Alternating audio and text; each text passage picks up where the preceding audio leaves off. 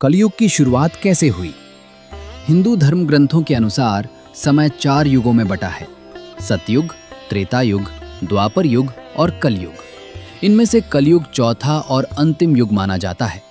श्री कृष्ण के प्रस्थान के बाद कहा जाता है कि भगवान श्री कृष्ण के पृथ्वी से प्रस्थान के साथ ही कलयुग की शुरुआत हुई। जब श्री कृष्ण द्वापर युग के अंत में अपनी लीला समाप्त कर बैकुंठ गए, उसी समय से कलयुग आरंभ माना जाता है। लगभग 3102 ईसा पूर्व, महाभारत के बाद का समय। महाभारत युद्ध के बाद धर्म की शक्ति धीरे धीरे कम होने लगी। राजा युधिष्ठिर के बाद जब राजा परीक्षित ने राज्य संभाला, तब एक घटना हुई जिसने कलयुग के प्रभाव को दिखाया। एक दिन राजा परीक्षित ने देखा कि एक व्यक्ति गाय और बैल को मार रहा है।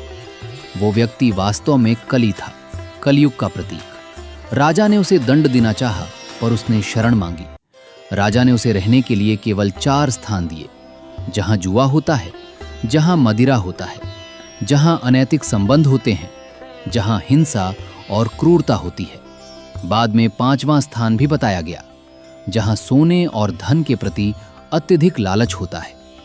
कलयुग की विशेषताएं ग्रंथों के अनुसार कलयुग में धर्म कमजोर होता है, लोभ, क्रोध और स्वार्थ बढ़ते हैं, सत्य और नैतिकता घटती है।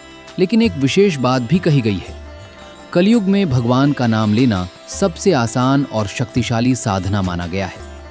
सार: कलयुग की शुरुआत श्री कृष्ण के पृथ्वी से जाने के बाद हुई, और ये वो समय है जब मनुष्य की परीक्षा अधिक होती है। फिर भी भक्ति और सत्य के मार्ग से मनुष्य इस युग में भी आध्यात्मिक उन्नति कर सकता है। Subscribe us for more spiritual videos.